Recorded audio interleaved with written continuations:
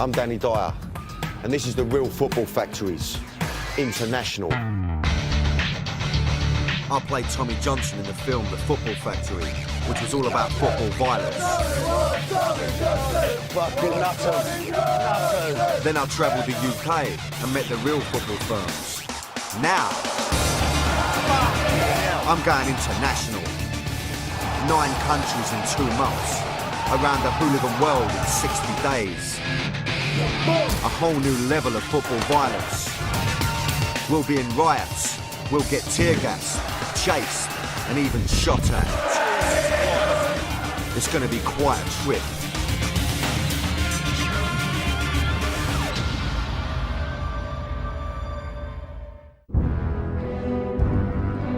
This week I'm in 2 countries that used to be part of one.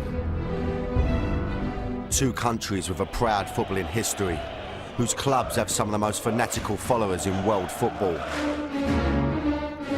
Football hooligans who went from fighting each other on the terraces to fighting one another on the front line in a bloody civil war. George Orwell once said, football's like war minus the shooting. Well, this is the story of football with the shooting.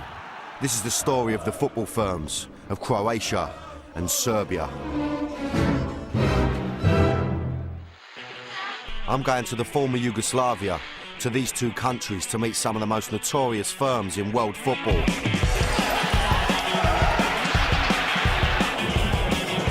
Four firms who only 15 years ago fought for their countries, Croatia and Serbia, in the civil war that broke up Yugoslavia. It was one of the bloodiest Europe had ever witnessed, and the scars are still here to see. But what's happening with the firms today? I want to find out who they're fighting against now and what they're fighting for. I like when they beat each other. I like when they beat police. I think that's life, that's football. It's the same feeling like a sex with 2 girls. In Serbia, I'll be in Belgrade, the city shared by the heroes of Red Star and the gravediggers of Partizan. And in Croatia, I'm going to the capital city Zagreb to meet the bad blue boys of Dinamo Zagreb. Golden rule to fight for that club. I'll be at their stadium, the scene of a football riot that for many was the real start of the civil war in former Yugoslavia.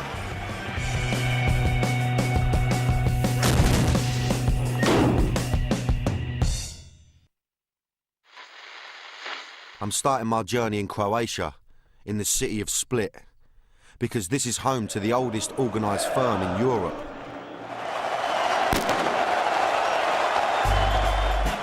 Split is Croatia's 2nd largest city. It's a hidden gem on the Adriatic coast. Beautiful.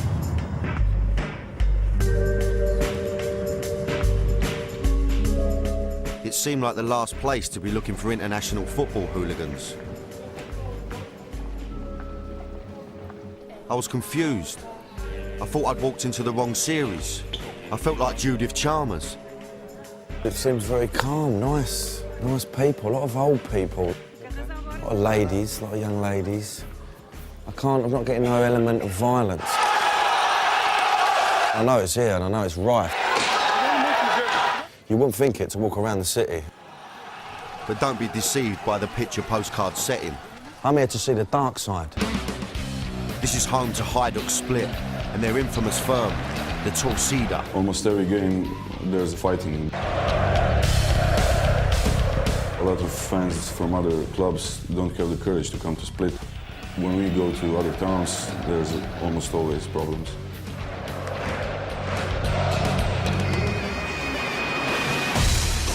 The 22-year-old Jera is the latest generation of the Torcida. And wherever they go, he's there. If something happens, I'll be there, I won't run away.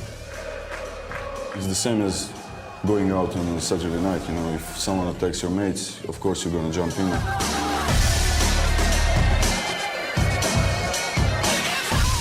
And it all kicked off over half a century ago. 1950. And that's a proper firm. Established 1950. The more I saw of the city, the more it became clear that Torcida is the heartbeat of Split. Graffiti like this is everywhere. I mean, it is just absolutely all over the gaff. They've even got their name on the street lamps. Not a lot of people know this about me, but I'm fluent in Croatian. So this says, if I had 2 lives, I'd give them both to you. That says to me passion, you know what I mean? That's a proper little motto, that is. And that passion's going to be needed, because Split is gearing up for the biggest game of the season. Their big rivals, Dinamo Zagreb, are in town for the derby of Croatia. We can make some troubles in Split. A match where fireworks are guaranteed. And in part 2, we'll be in the thick of it.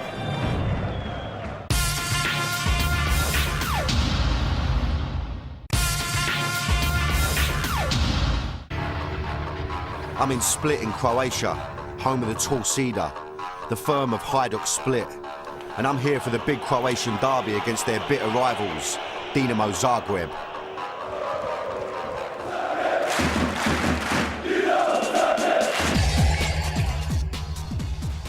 The Torcida are a firm with a fair bit of previous. 1961, referee attacked after disallowing a Hajduk goal. 1974, fought the Yugoslav army evacuated from the stadium. 1988, banned from European competition for 3 years after rioting in Marseille. 1990, pitch invasion and attempt to attack Partizan Belgrade's players. And then there's the noughties and the cup final riots of 2000 and 2001 against guess who? Dinamo Zagreb. And the latest incident occurred just 2 days before I arrived. Torcida members were among the 183 arrested in Zagreb for causing trouble at Croatia versus England. But it wasn't the English they were fighting. Yet again, they were fighting Dinamo Zagreb. A lot of them have been nicked. A lot of them fresh out of the shovel this morning. So, I don't know what I'm walking into. Maybe a bit ratty. I'm chuffed they're still going to speak to me, you know what I mean? I know none of them have slept. I know that the police don't treat them well here. You know what I mean? It's not like they're in a 5-star nick. Let's go and see what they've got to say. Just a few hours after he'd been released from the nick, Yera from the Torcida was going to give me the lowdown. How do the police treat you here? Not very well. No? They treat us like second-grade citizens, and with the new laws coming in, they have authorities to limit our freedom of movement, and they can nick us for almost anything. They beat the shit out of you if they catch you. One of the biggest battles between the Torcida and the police happened at the cup final in Split in 2001. The Torcida broke out of their north end and spilt onto the running track.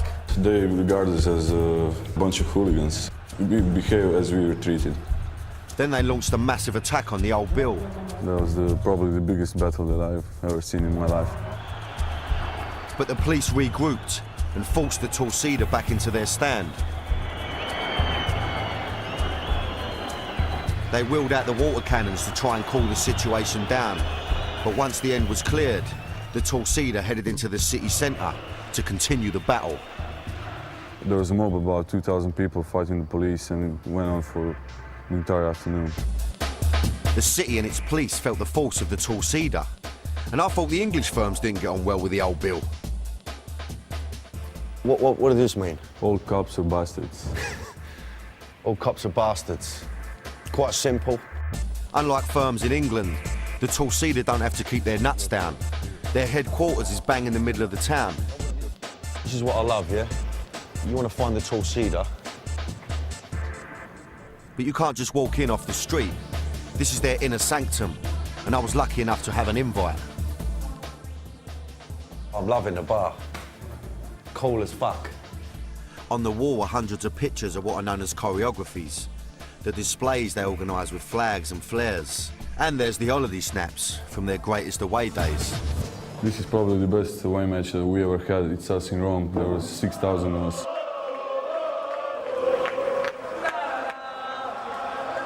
We completely just invaded the city. We took over all their squares.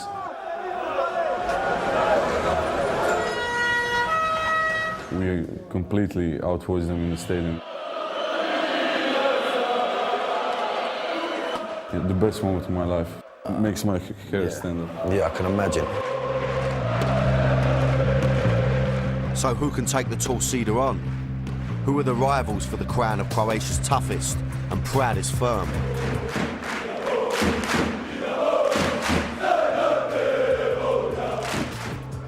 It's the boys from the capital, the Bad Blue Boys, the firm of Dinamo Zagreb, and they're in town for the biggest game in the Croatian football calendar. Hajduk Split versus Dinamo Zagreb, one of the most explosive fixtures in the world. Biggest rivals. In this moment, Torcida Split, absolutely. An army of 2,000 Bad Blue Boys are heading to Split, and one of them is this man, Bogdan Urukalo. We don't like them. We really don't like them. We can make some troubles in Split.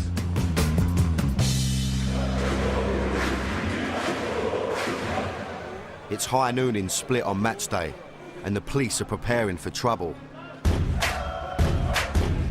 It's their job to keep the Torcida and the Bad Blue Boys apart.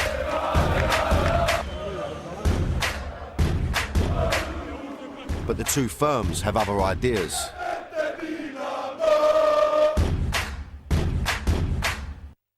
All my crew is now at the center, preparing for the game, waiting for guests. We are also prepared for any kind of troubles. The boys looking for the guys from Zagreb. We are not afraid of that kind of conflict. Is it going to go off like it did at the Cup final in 2000? One of the worst incidents in the history of European football. The Bad Blue Boys provoked the Torcida by throwing flares at normal Hajduk fans. We burned 10-15 flares. We threw it on the ordinary people because we cannot reach the flare till Torcida. It's impossible, 200 meters, 150 meters. And then whole stadium became crazy, na na na. They were shouting and singing, "We will kill you, we will kill you." Enraged, the Torcida went berserk and rushed round to the Dinamo end to try and break down the fence and get at the Bad Blue Boys. Chaos ensued as the police fired tear gas at the attacking fans, and the showpiece game of the Croatian season was abandoned. It was shocking even by Croatian standards, as more than 100 people were injured and 98 arrested. It was a good incident. I was satisfied.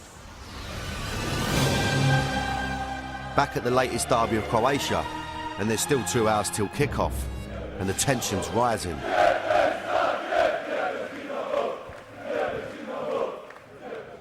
Both firms are heading to the ground, and the police are out in force. As the Bad Blue Boys arrive at their end, the police are wary of any last-minute attempts at an ambush by the Torcida.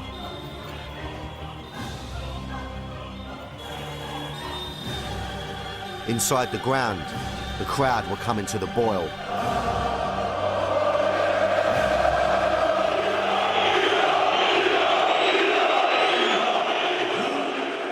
The riot police stand by as the two groups exchange pleasantries.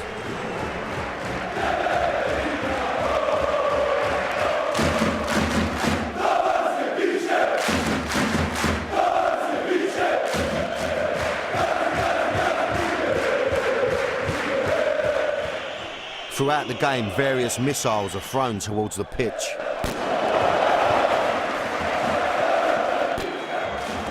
Firemen struggle to cope with the constant barrage of flares.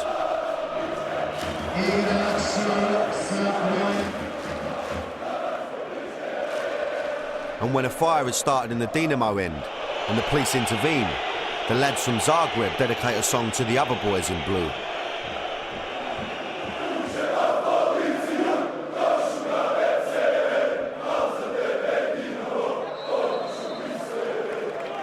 It's a totally different world out here. You just can't imagine this being allowed to happen at a game in England. For this kind of behaviour, they'd have all been pinched and banned. And while all that was going on, a football match took place, which had 3 penalties, 8 bookings, a sending off, and ended 2-2. But by the usual standards of this match, it was a quiet one. Not much trouble, just 30 tall cedar and 9 bad blue boys arrested. Split was certainly an eye-opener. I couldn't believe that this peaceful place was home to such a violent firm. By now, the bad blue boys were back home in Zagreb, a couple of 100 miles north of Split. It's the capital of Croatia, and it was where I was off to next.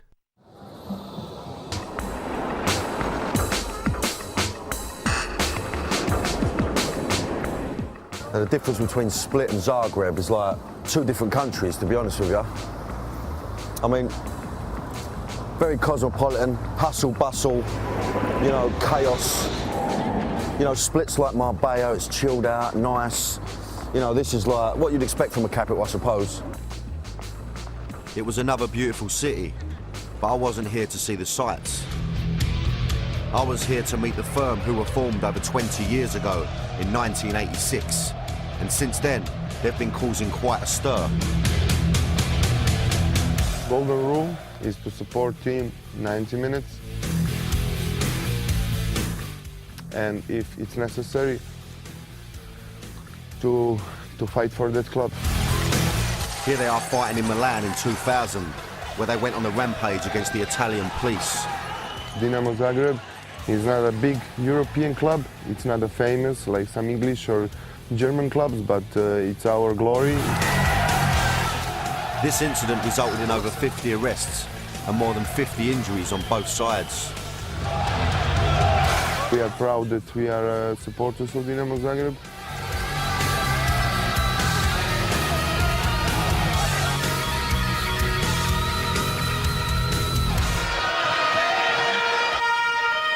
So when it comes to letting the players know they're not happy, they don't bother moaning on a football phone-in. They believe actions speak louder than words. A few times we smash their cars and we give them a few punches, you know, just for like a yellow card, you know. So what happens when the players deserve a red card? We decided to go to the training, 50 of us, masked, and we took off their shirts, pants, everything, because they didn't deserve a shirt of Dinamo Zagreb. And when Croatian president Franjo Tuđman, who was also the club president, made the mistake of changing the name from Dinamo to Croatia Zagreb, they set fire to his director's box. This has been burned in 1993, when some of our lads didn't know what to do because of the changing the name of the club. They burned all this. It was... Eventually they got their way, and the name was changed back to Dinamo. It was good. Effectively, they run the club.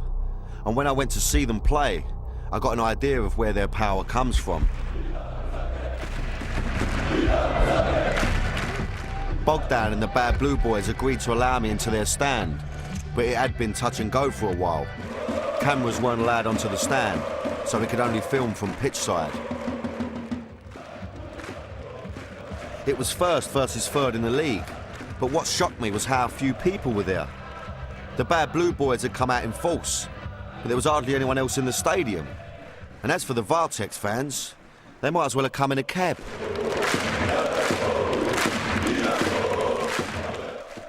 I realised why the Bad Blue Boys have so much power. Despite their antics, the club needs them, because if they weren't there supporting the team, nobody would be. I've never experienced nothing like it in the fact that constant singing. For 90 minutes, Bogdan made sure everyone on the stand was in full voice. Stands at the front with his back to the game, takes no notice, big old lumpy as and all. He's a naughty looking geezer. Starts to chant, I don't know what it is, it's power though, it's passion.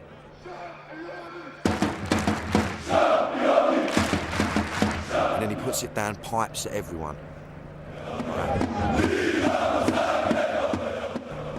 Make sure everyone's singing. like that, takes everyone in. And if there ain't no one singing, he digs them out, he'll find them. Right mad mince pies, do you know what I mean? Like that, bosh. And the singing paid off, as Dinamo ended up 4-1 winners.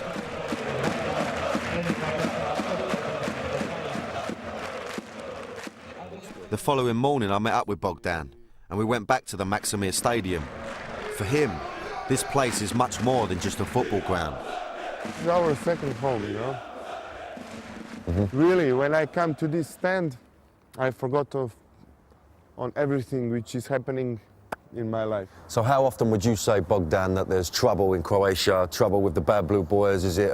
In the 90s, it was, it was normal thing. Like you eat every day something. Every weekend we had problems. Every away match we had a fight with the police, with the other supporters. Mostly police though, yeah? Yes, mostly police, because we had a war with the president of the Croatia and the whole government. We were enemy number one and the whole police were chasing us. So this was Croatia today. The Bad Blue Boys and the Torcida. Football firms fighting each other and the police, vying to be the #1 firm in the country. But the animosity here is nothing compared with the hatred that is felt for their neighbours in Serbia, because that is about more than just football. They used to share a country and then they went to war.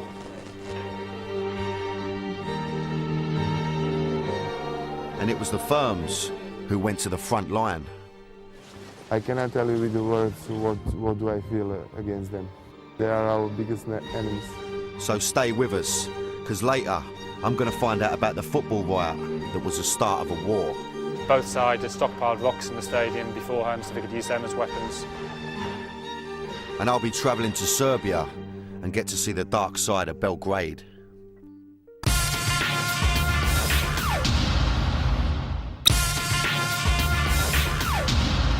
I was in Zagreb, Croatia, in a football ground which, although it may not look like much, witnessed an event in the history of football as significant as anything Wembley, the Nou Camp or the Maracanã has ever seen.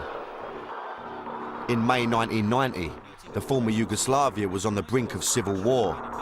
Nationalism within the two largest republics, Croatia and Serbia, was at an all-time high.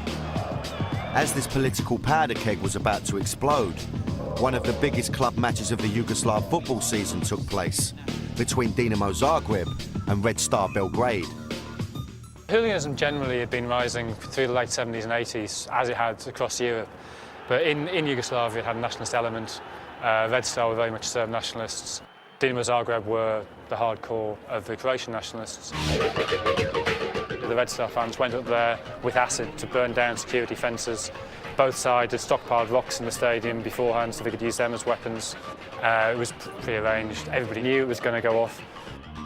And go off it did, as the Croats and the Serbs fought out a ferocious battle in an explosion of pent-up nationalism and hatred. This was not just Dinamo v Red Star, the Bad Blue Boys v Delia. This was Croatia v Serbia. Football photographer Toma Mihailovic has covered the game for over 50 years, and he was there that day. Atmosphere was like we know that something is not good, but nobody was surprised because we were expecting sometimes to blow up.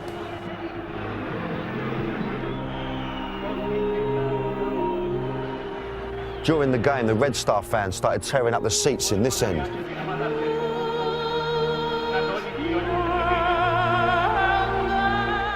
The Bad Blue Boys of Zagreb, who were in this end here, tried to break down the fences to get to the Red Star. They beat back the police, who, being mostly Serbs, came in for special attention from the Bad Blue Boys.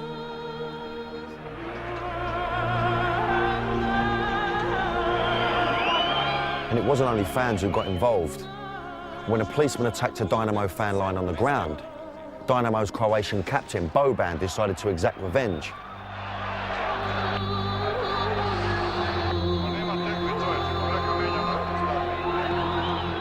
Boban's kick was a symbolic moment. It was the beginning of the end for Yugoslavia.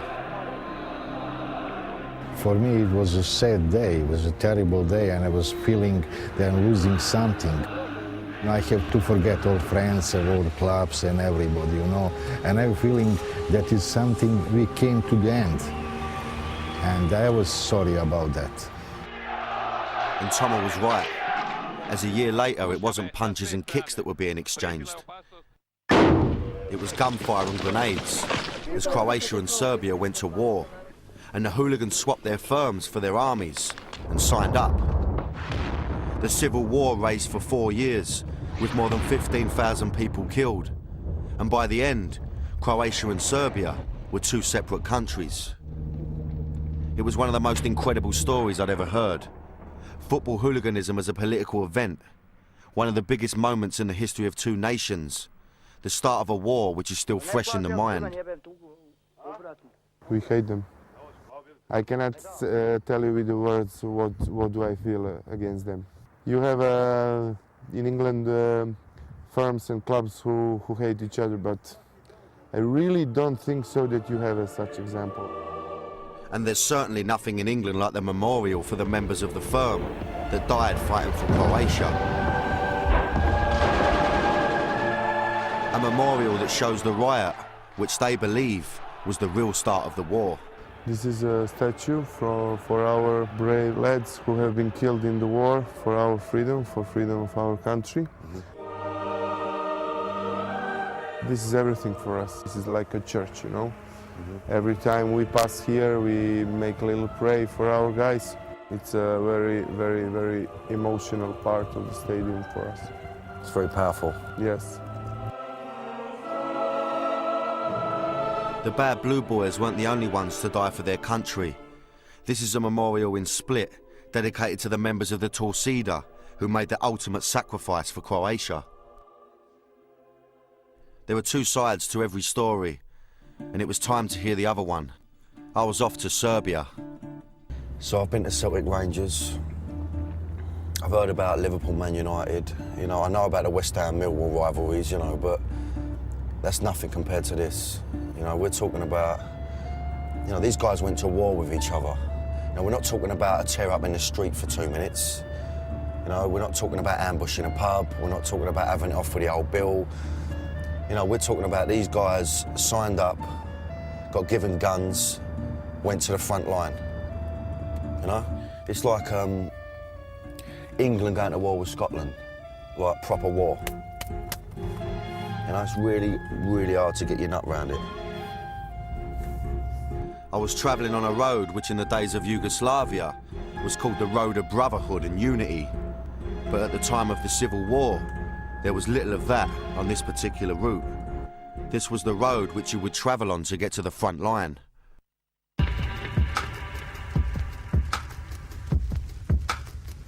And just off this road, 20 miles before reaching the Serbian border, we stopped at the town of Vukovar, a town which was virtually destroyed during the war and still has the scars to prove it.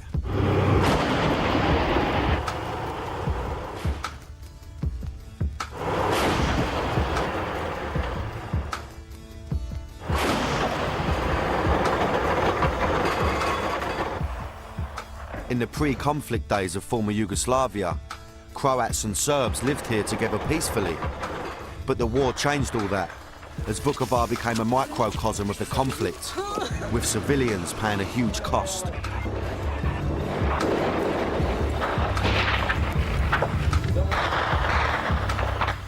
Absolute total devastation. Bullet holes everywhere. I mean, they've rebuilt a lot of it, but it's still battered. It's still like mullered.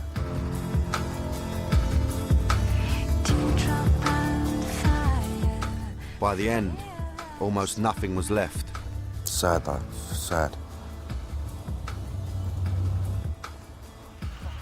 It's estimated that 2,000 of Vukovar civilians were killed, 800 went missing, and 22,000 were forced into exile. Just that element of death in the air and just, I dread to think what happened here, you know. Must have been horrendous.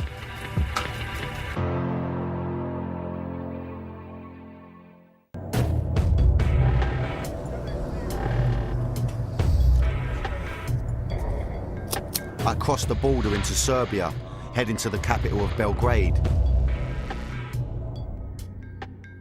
I'd heard some mind-blowing stuff so far, and that was only half the story. What, I wonder, will be waiting for me there? Everywhere we go, we fight with something or someone. I like when they beat each other. I like when they beat police. I think that's life. That's football. It's the same feeling like a sex with two girls. In Belgrade, no rules. It's no rules.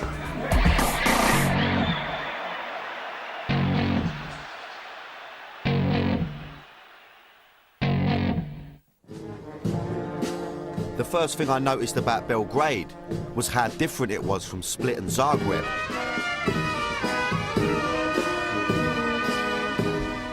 It felt more Eastern European and had echoes of the old communist regime. Serbia also uses a different alphabet from Croatia. In Croatia, sort of work it out a little bit, you know what I mean? Here is Cyrillic. Get on that there, I don't know if you can see that over there. I ain't got a clue what it means, you know what I mean? Could mean anything, I mean, it's like alien writing.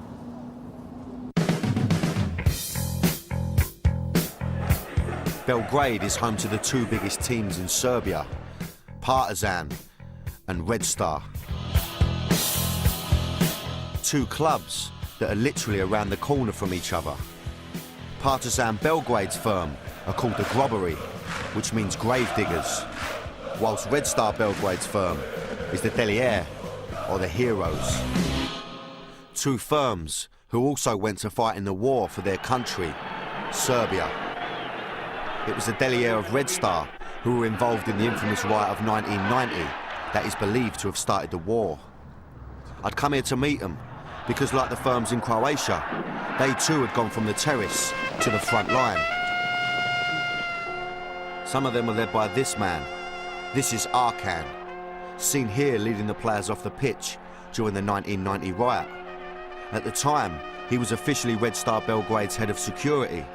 He also controlled the Delier.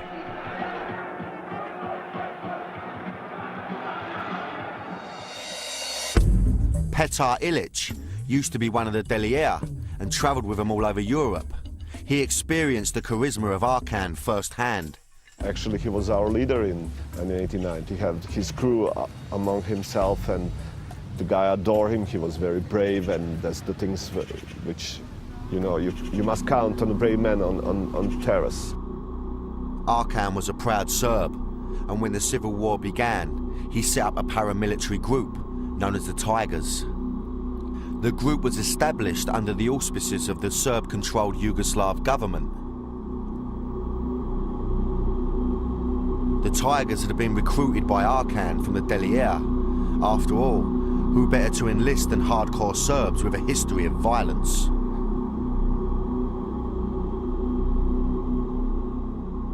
Some like him very much, they choose to went to war with him. Those guys think that they are doing the right thing for Serbia, and probably that's why they went to fight. I'd come to Belgrade to meet with the Delier, but they, it seemed, didn't want to meet me. For the past 6 weeks, the production team have been trying to make contact with the current members of the Delier to hear their story. Problem is, they won't talk to us. They've spoken to British journalists before in the past, and they feel they've been dubbed as war criminals because of the association with Arkan. Belgrade's other firm, though, were not as shy as their city rivals.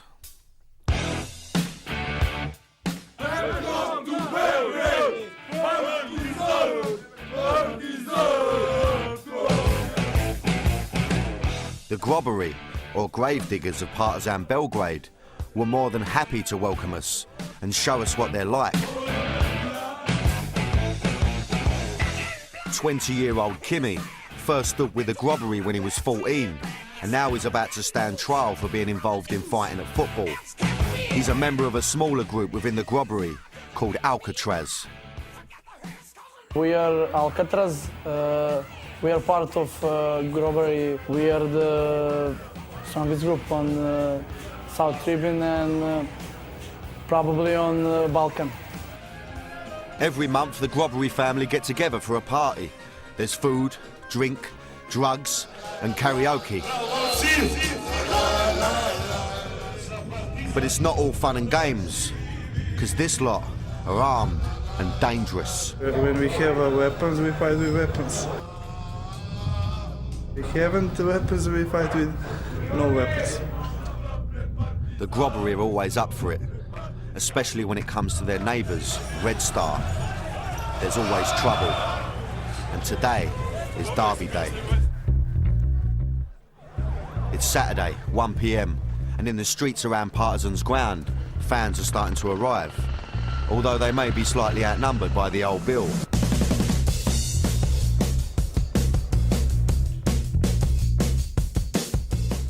Johnny is one of the top boys of Alcatraz, and he and the lads are ready and waiting.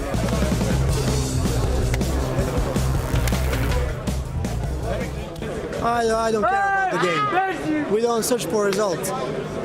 We have our game. That's most important than the football. Most important for us is Partizan. For us, football is life. We are fighting for the name Partizan and Grobbery.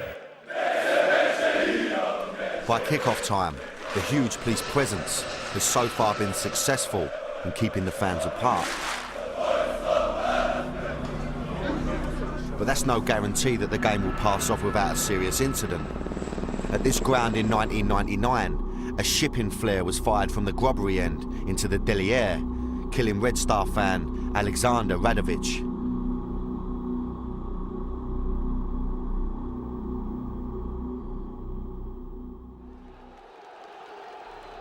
And in 2000, one of the most serious disturbances occurred at Red Star's ground, as hundreds of fans fought a pitched battle.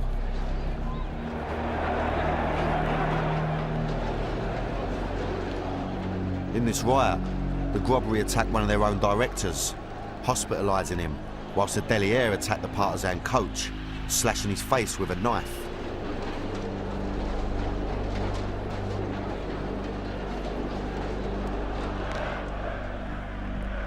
But today, the game's passed off peacefully. In fact, there's not been much action at all.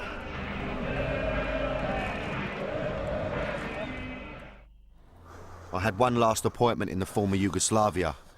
I was about to get up close and very personal with the Grobbery.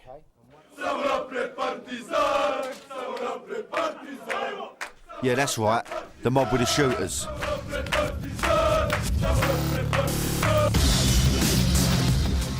I was bang in the middle of their manor, and needless to say, well off mine. I mean, this is the ghetto. Where I'm meeting them now, it's like their little betting shop. It's like a bar betting shop type place. Apparently they're all plotted outside. I think I can see them actually.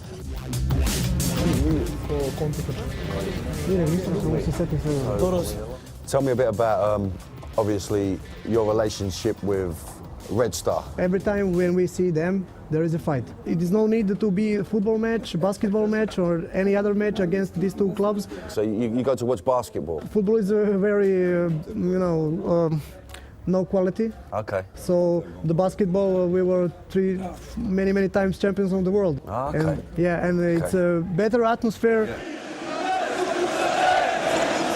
So when it's not kicking off at the football, they go to basketball.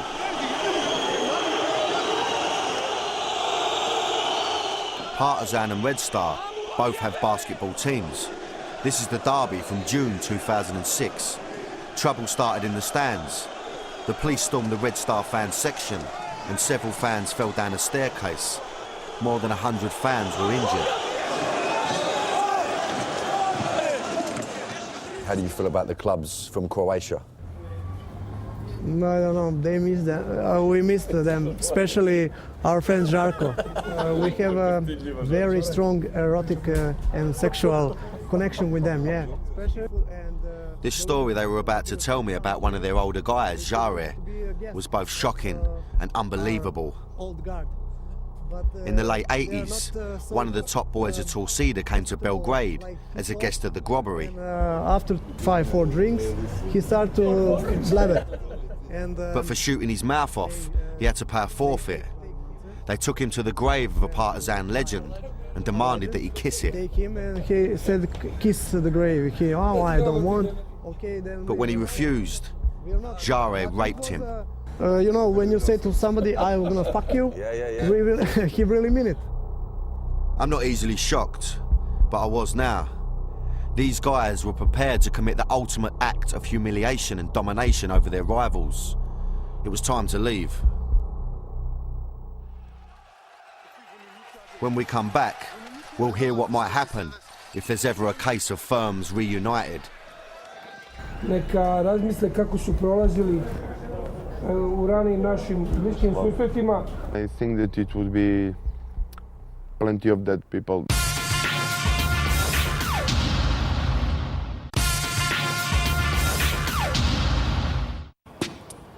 So what does the future hold for Croatia and Serbia?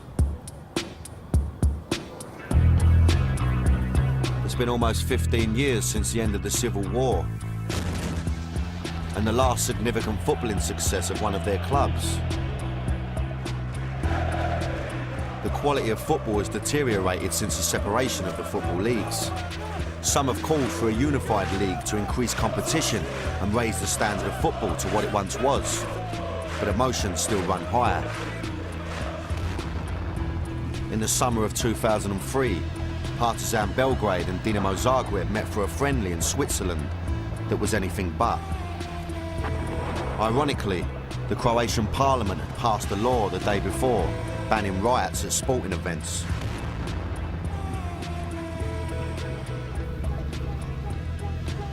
And over 150 Croat and Serb fans were thrown out of a tennis match in Melbourne after a mass brawl occurred at the 2007 Australian Tennis Open.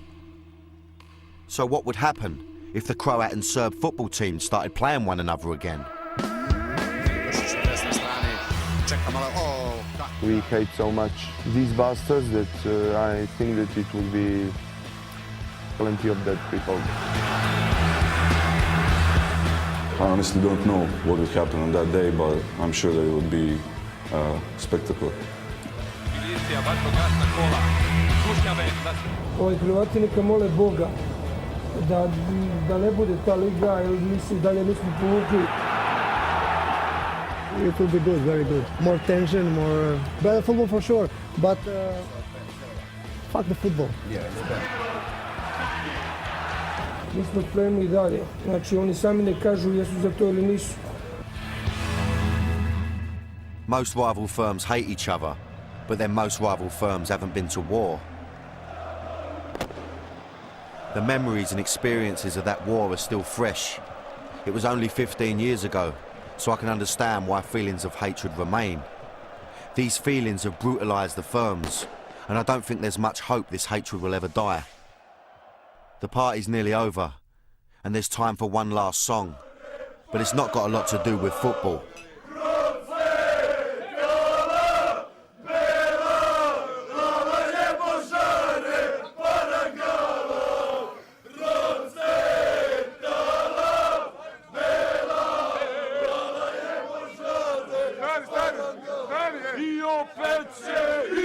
To see webisodes of Real Football Factories International, log on to bravo.co.uk/Real Football Factories International to check out the shape of global hooliganism. After the break, though, Brits behind bars.